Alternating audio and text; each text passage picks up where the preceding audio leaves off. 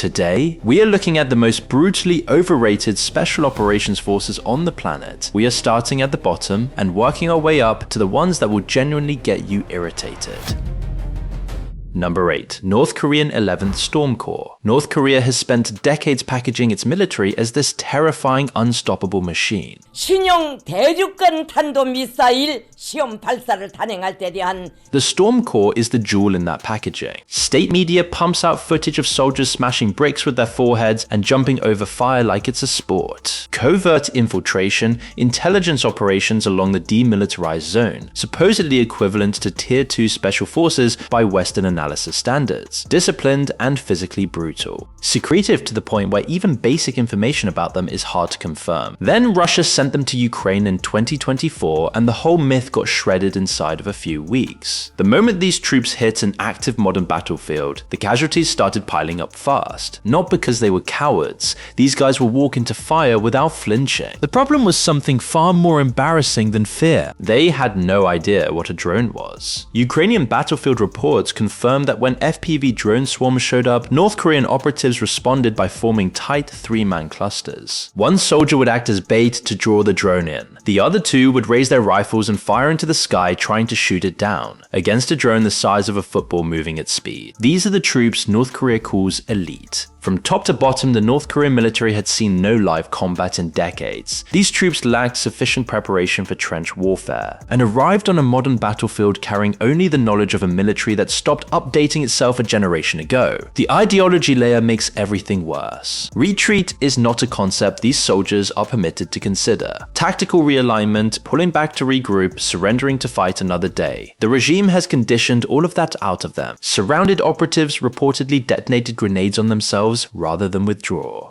Number 7. Iranian Sabr and Toqava Unit. Iran built the Sabr unit around a single core belief. Faithful soldiers can defeat a force 10 times their size. Pulled directly from Quranic scripture, drill it into every operator from day one, and what you get is fighters who genuinely do not fear death. That sounds useful, and for about 5 minutes of a ground assault it probably is. For everything else, it is a disaster waiting for a location. Syria gave it a location. What got framed publicly as an advisory mission was actually just the Sabr getting deployed into some of the most brutal urban combat of the entire civil war. The casualties came fast and kept coming. In 2016, the Islamic Revolutionary Guard Corps held a public commemoration and acknowledged 14 Sabrin commandos killed in Syria simultaneously. 6 of those 14 were senior commanders, not junior operatives still learning the job, senior commanders, gone in one announcement. The core problem with the Sabrin unit is structural. The IRGC never developed the kind of decentralized command architecture that genuine Tier 1 forces rely on. Top commanders were being hunted and killed inside their own supposedly secure command centers. Kilmas Porashemi was killed in his own command facility. When your senior leadership cannot survive inside a protected command post, your operational security is not a small problem. Ideology that convinces soldiers to fight without fear is a genuine tactical asset in the right environment. The issue is that the Sabrin unit operates as if courage alone solves the problems that competent logistics and survivability protocols are supposed to handle. They burn through trained operatives at a rate that actively shrinks Iran's own strategic capability. At some point, that stops being sacrifice and starts being waste.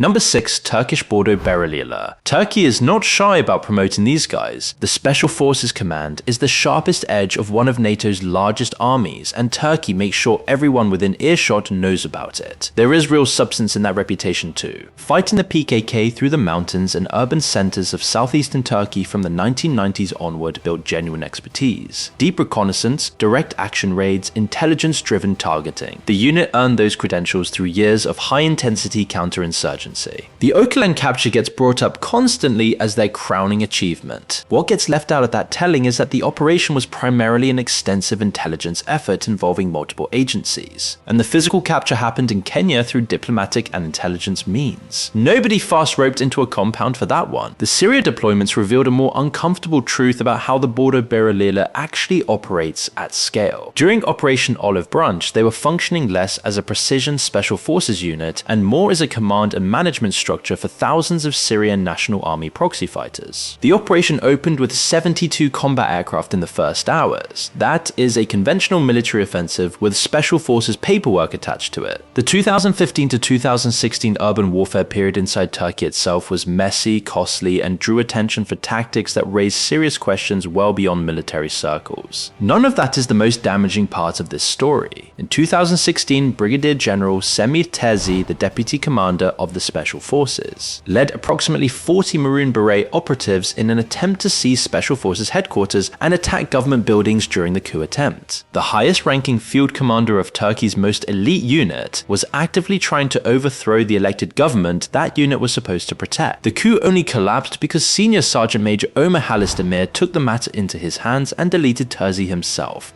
Number 5. India's Marcos. Domestically, these guys get treated like an all-domain superforce, amphibious operations, underwater demolitions, coastal interdiction, but the actual combat record tells a different story, specifically what happens when maritime commandos keep getting assigned to land warfare problems. India keeps sending them anyway, and the results keep confirming what should have been obvious from the beginning. Operation Pawan. They were sent to support operations against the liberation tigers of Tamil Eelam in the jungles and urban terrain of the Jaffna Peninsula. The tigers were not a straightforward enemy. They were decentralized, fanatical expert ambushers who carried cyanide capsules to avoid capture. The intelligence feeding them was deeply flawed. The jungle environment had nothing in common with the coastal operations the unit was designed for. The casualties that followed were not a surprise to anyone paying attention. 21 years later, the 2008 Mumbai attacks put the same gap on international TV. They arrived first at the Trident and Taj hotels. Hostages inside, gunmen entrenched,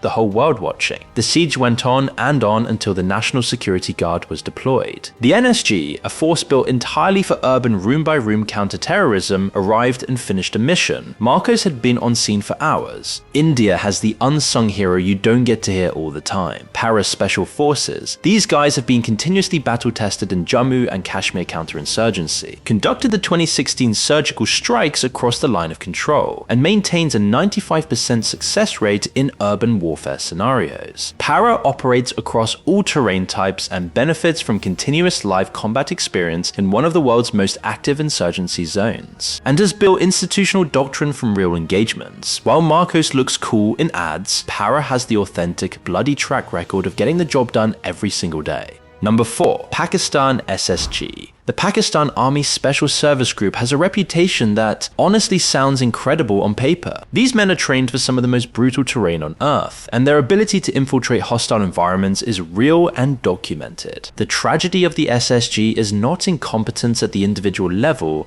it is that their own military command keeps sending them into missions and then completely forgetting they exist. In 1965, the SSG dropped 135 commandos deep into Indian territory. The mission was to blow up the Halwara, Pathankot, and Adampur air bases, which would have genuinely crippled the Indian Air Force. Bold plan, terrifying on paper, complete disaster in execution. The commandos were dropped blind, no reliable intelligence, no resupply networks, no realistic way to get back home. 93 of them were captured, 20 were killed in scattered firefights with local police. Just 22 made it back. You would think that kind of catastrophe teaches a lesson. The SSG apparently missed the memo entirely. Fast forward to 1999 and the Kargil War. SSG operatives actually pulled off a genuinely impressive feat, scaling and occupying high-altitude outposts across the line of control with complete tactical surprise. India had no idea they were there. For a brief moment, it looked like genius. Then, reality hit like a brick wall. The Pakistani High Command had not planned for India to fight back that aggressively. They had not planned for international isolation, they had not arranged air cover, artillery support, or any logistical lifelines to the men freezing and bleeding on those peaks. It gets worse at home. Inside their own country, in the federally administered tribal areas and the Swat Valley, the SSG and conventional Pakistani forces combined suffered over 1,500 casualties fighting the Tehreek-e-Taliban Pakistan. March 2025 brought a more recent data point. Balochistan Liberation Army operatives seized passengers on a train in the region. Pakistan sent them, resolving it took large-scale ground forces, airstrikes, and 48 hours of operations. 21 passengers were killed. For a unit that markets itself as Pakistan's precision counter-terrorism capability, a 48-hour timeline and 21 dead hostages is the kind of result that demands honest accounting. Number 3. Chinese Special Force. China has been investing heavily in its Special Operations Forces for years. New equipment, Western-style organizational structures, 12-man team formats copied from American doctrine playbook. The footage coming out of training exercises is genuinely terrifying. The physical standards are real. The technology being poured into these units is not small money, but none of it has ever met an actual enemy. China has not fought a peer-level conflict or launched a meaningful combat operation since the border wars of the late 20th century. Everything that analysts, foreign governments, and Chinese state media claim about Chinese Special Forces capability is based entirely on exercises with predetermined outcomes. There is no scenario in a scripted training environment that captures what happens when logistics fail. Communications break, the enemy does something unexpected, and 3 people are bleeding out simultaneously. That friction is where Special Forces reputations are either confirmed or destroyed, and the Chinese Special Force has never been anywhere near it. The political structure makes the underlying problem worse. The Chinese military's foundational purpose is not combat readiness. It is preserving Communist Party power, and that priority runs all the way down into tactical command structures. Political commissars and party committees sit inside those structures at every level. Special operations require fast, independent decisions, decentralized command, and individual initiative from operators who trust their own guts. Officers rotate into command positions after 1 year of unit experience. 1 year? The man responsible for training and leading elite operatives in theoretically high-stakes missions is still learning where the bathrooms are. Medical personnel attached to these units largely lack specialized combat trauma training, which is a devastating gap for forces expected to operate in deep isolated environments where medevac is not an option. Number 2. Russian Spetsnaz. Decades of Cold War mythology, carefully managed state media narratives, and a name that was supposed to make Western governments nervous. Alpha Group is Russia's answer to the question of what a truly elite counter-terrorism unit looks like. Then they operated in public a few times, and the answer turned out to be not like this. The 2002 Moscow theater siege handed Alpha Group a counter-terrorism scenario in front of the entire watching world. Chechen militants were holding hundreds of hostages inside a packed theater. Alpha Group's solution was to pump an undisclosed narcotic gas into the building before entering. The gas killed 132 civilian hostages.